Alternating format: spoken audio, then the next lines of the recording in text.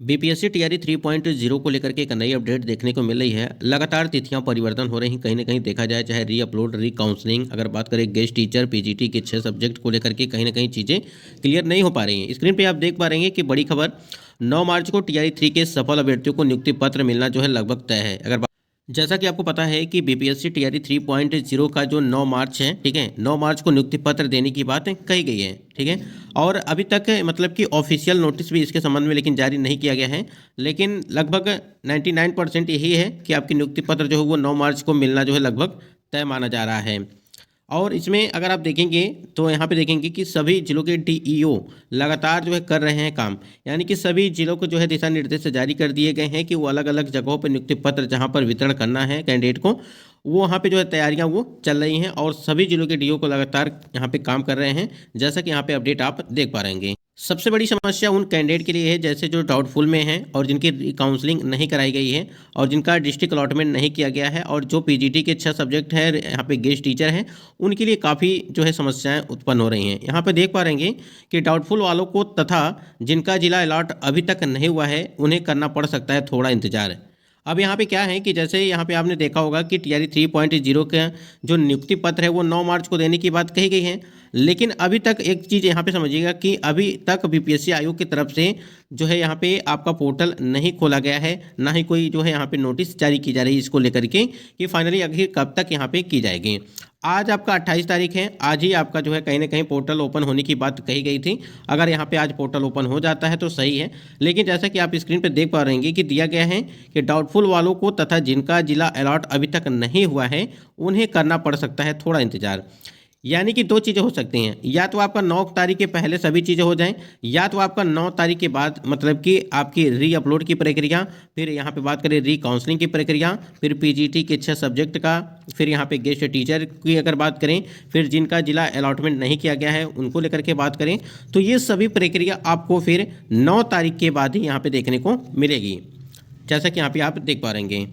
क्योंकि देखिए लगातार जो है कोई ना कोई ऑफिशियल चीज़ें देखने को मिल रही हैं, यानी कि इसी प्रकार से जो है खबरें निकल के आ रही हैं कि लगातार कभी 28 को आती है, कभी 27 को आती है, कभी 26 को आती है। आपको पता ही है कि जब से मतलब कि नोटिफिकेशन इसका जारी किया गया था टीआरई 3.0 का, तब से कभी परीक्षा की तिथियाँ जो है परिवर्तन हो रही हैं, कभी पेपर लीक हो जाता है, ठीक है, कभी जो है आपका डिस्ट्रिक्ट अलॉटमेंट नहीं किया गया जाता है। इससे अच्छा तो जो आपका टीआरई 1.0 की भर्ती था और टीआरई 2.0 की भर्ती कराई गई थी वो कहीं ना कहीं एक तरह से सही था, क्योंकि जिस दिन आपका रिजल्ट जारी किया गया था उसी दिन आपका डिस्ट्रिक्ट अलॉटमेंट कर दिया गया था। अब यहाँ पे टीआरई 3 में आप देखेंगे कि टीआरई 3 के लिए हम लोग काफ़ी इंतजार किए। कभी आप रिजल्ट के लिए इंतजार करते हैं एक महीना, डेढ़ महीना, दो महीने तक, उसके बाद डिस्ट्रिक्ट अलॉटमेंट को लेकर के इंतजार करते हैं, ठीक है। तो ये सभी चीज़ें हैं। बाकी आपकी जो भर्तियाँ कराई गई थी टीआरई 1 और टीआरई 2.0 की भर्ती, वो काफ़ी मतलब कि सभी प्रक्रियाओं काफ़ी जल्दबाजी में किया गया, मतलब कि जल्दी जल्दी काम होता रहा और कोई भी दिक्कतें नहीं हुई। उसके बाद री अपलोड को लेकर के भी यहाँ पे आपको पता है कि उस समय अतुल प्रसाद जी थे चेयरमैन, ठीक है।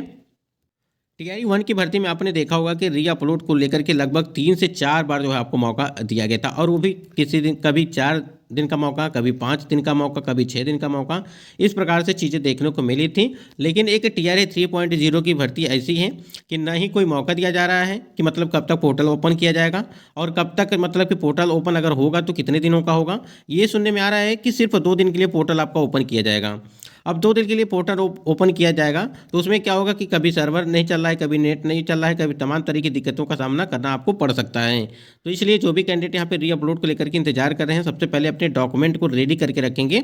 जैसे ही ओपन किया जाएगा उस तुरंत आप जो है क्या करेंगे, आप अपना जो है डॉक्यूमेंट अपलोड कर पाएंगे। बाकी सभी चीज़ें इसी प्रकार से चल रही हैं कि जो डाउटफुल वाले कैंडिडेट हैं और जिनका जिला अभी तक अलॉटमेंट नहीं किया गया है उन्हें यहाँ पे थोड़ा बहुत आपको इंतजार करना पड़ सकता है। अगर देखेंगे 9 तारीख के पहले अगर कुछ चीज़ें नहीं होती, यानी कि 5 मार्च तक जो है आपको, अगर आपको नियुक्ति पत्र साथ में दिया जाएगा तो ये सभी प्रक्रिया हो जाएगी, अन्यथा आपको 9 के बाद ही देखने को मिल सकता है। उम्मीद है 9 मार्च को सिर्फ काउंसलिंग में सफल अभ्यर्थियों को बांटा जाएगा नियुक्ति पत्र। जैसा कि आप स्क्रीन पे यहाँ पे देख पा रहेंगे कि जिनका मतलब कि काउंसलिंग कंप्लीट हो चुका है, ऐसे कैंडिडेट और जो सफल कैंडिडेट हैं उनका यहाँ पे काउंसलिंग कराने की बात कही जा रही है, ठीक है। यानी कि संभावना यही है कि जिनकी काउंसलिंग कंप्लीट कराई गई है, जो सफल कैंडिडेट हैं, उन्हीं का जो है यहाँ पे अगर बात करें जो नियुक्ति पत्र है, औपबंधिक नियुक्ति पत्र, वो उनको दिया जाएगा। उसके बाद आप नीचे देखेंगे तो दिया गया है कि नियुक्ति पत्र मिलने के बाद, ठीक है, ट्रेनिंग के लिए करना पड़ सकता है थोड़ा इंतजार। साथियों, जैसा कि आपको पता है कि अभी आपकी काउंसलिंग कराई गई है, ठीक है। काउंसलिंग के बाद आपको यहाँ पे औपबंधिक नियुक्ति पत्र दिया जा रहा है और नियुक्ति के बाद जो है तुरंत यहाँ पे आपकी ट्रेनिंग नहीं कराई जाएगी। क्यों नहीं कराई जाएगी? क्योंकि देखिए, सबसे पहले तो अभी आपकी रीअपलोड की प्रक्रिया होगी, फिर रीकाउंसलिंग कराई जाएगी, फिर उसके बाद से यहाँ पे अगर बात करें जो पीजीटी के 6 सब्जेक्ट हैं, गेस्ट टीचर हैं जिनका जिला आवंटन नहीं किया गया है, ये सब प्रक्रिया होने के बाद ही सबको एक ही साथ, ठीक है, एक ही साथ जो है सबको यहाँ पे ट्रेनिंग के लिए भेजा जाएगा। ये नहीं कि जिनकी काउंसलिंग हो चुकी है उनको जो है एक बार भेजा जाए, और जिनकी काउंसलिंग नहीं हुई है, मतलब कि जिनका अभी तक ना ही रिजल्ट जारी किया गया है, ना ही डिस्ट्रिक्ट अलॉटमेंट किया गया है, तो ये प्रक्रिया इस प्रकार से नहीं होगी। चाहे भले ही आपको नियुक्ति पत्र मिल गया हो, जितने भी सफल कैंडिडेट हैं, लेकिन जब तक यहाँ पे पीजीटी का आपका 6 सब्जेक्ट का अगर बात करें रिजल्ट और यहाँ पे जिला आवंटन को लेकर के ये सभी प्रक्रिया नहीं हो जाती है, तब तक आपकी कोई भी प्रक्रिया आगे नहीं बढ़ेगी। यानी कि जो आपका यहाँ पे ट्रेनिंग को लेकर के हम लोग बात कर रहे हैं, क्योंकि औपबंधिक नियुक्ति पत्र मिल जाने के बाद आपको ये नहीं है कि आपको ट्रेनिंग में तुरंत भेज दिया जाएगा। जब तक ये जो चीज़ें बची हुई हैं, जब तक कंप्लीट नहीं होगा तब तक नहीं भेजा जाएगा। इसलिए यहाँ पे बताया जा रहा है कि नियुक्ति पत्र मिलने के बाद ट्रेनिंग के लिए करना पड़ सकता है थोड़ा इंतजार। उसके बाद यहाँ पे आप देखेंगे नीचे तो दिया गया है कि सीटेट को लेकर के कि सीटेट 82 नोटिस जारी न होने के कारण अभी इन अभ्यर्थियों को करना पड़ेगा इंतजार। एक चीज़ आपको साफ साफ हम बता देते हैं कि जो सीटेट 82 वाले कैंडिडेट हैं और बिहार वाले कैंडिडेट हैं, आपको कोई दिक्कत नहीं होगी, चाहे भले ही यहाँ पे नोटिस आपकी जारी न की गई हो, लेकिन साफ साफ नोटिफिकेशन में मेंशन किया गया है कि आपको 50% मार्क्स यानी कि 55% मार्क्स चाहिए, ठीक है। तो बिल्कुल निश्चिंत रहिए इसके लिए आपका, ठीक है। यहाँ पे जितने भी कैंडिडेट हैं उनको कोई भी दिक्कत नहीं होगी, और यहाँ पे जिनका 82 नंबर है और वो बिहार के कैंडिडेट हैं, ठीक है, तो आपको कोई भी दिक्कत नहीं होगी। बाकी अगर आप अदर स्टेट के कैंडिडेट हैं तो आपके अगर सीटेट में जो है यहाँ पे 82 नंबर हैं तो कहीं ना कहीं आपको दिक्कत होगी, कारण कि यहाँ पे क्योंकि देखिए यहाँ पे सीटेट में आपके जो है 90 मार्क्स यानी कि 90 नंबर आपके होने चाहिए। इससे अगर कम है तो कहीं ना कहीं आपकी यहाँ पे नियुक्ति पत्र रद्द की जा सकती है। यहाँ पे आप देख रहे हैं कि औपबंधिक नियुक्ति पत्र को लेकर के कुछ गाइडलाइन दी गई है। ये आपकी जो पुरानी भर्तियां कराई गई थी, जैसे TRE 1 TRE 2.0 की भर्तियां,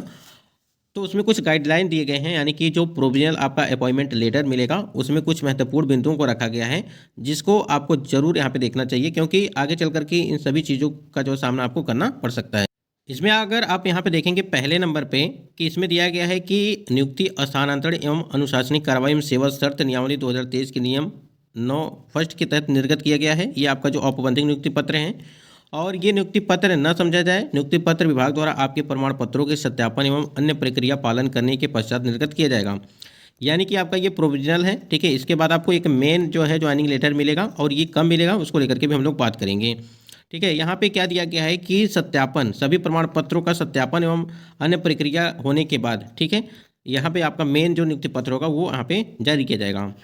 आपको बतौर विद्यालय अध्यापक शीघ्र ही किसी विद्यालय में पदस्थापित किया जाएगा। अब ये देखिए, ट्रेनिंग जब आपकी कराई जाएगी, ठीक है, तो ट्रेनिंग के दौरान ही आपको जो है स्कूल यहाँ पे टैग कर दिया जाएगा, और टैग करने के बाद देखिए स्कूल जो टैगिंग होगी वो अलग होगा, और जो यहाँ पे बात करें हम लोग जिस विद्यालय में आपका योगदान किया जाएगा वो अलग होगा, तो दोनों अलग अलग चीज़ें होंगी।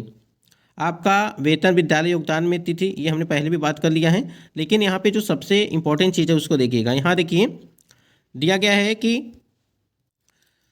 आपको यह भी स्पष्ट किया जाता है कि आपके द्वारा दिए गए कागजातों की जांच के पश्चात, यानी कि जो आपके डॉक्यूमेंट है उसके जांच के पश्चात, अथवा परिवीक्षा अवधि समाप्त होने के पश्चात, अथवा सेवा संपुष्टि के पश्चात कार्य हित में आपको कभी भी स्थानांतरित कर किसी अन्य विद्यालय में पदस्थापित किया जा सकता है। यानी कि जब आपकी यहाँ पे अगर बात करें परिवीक्षावधि 2 वर्ष की, ठीक है,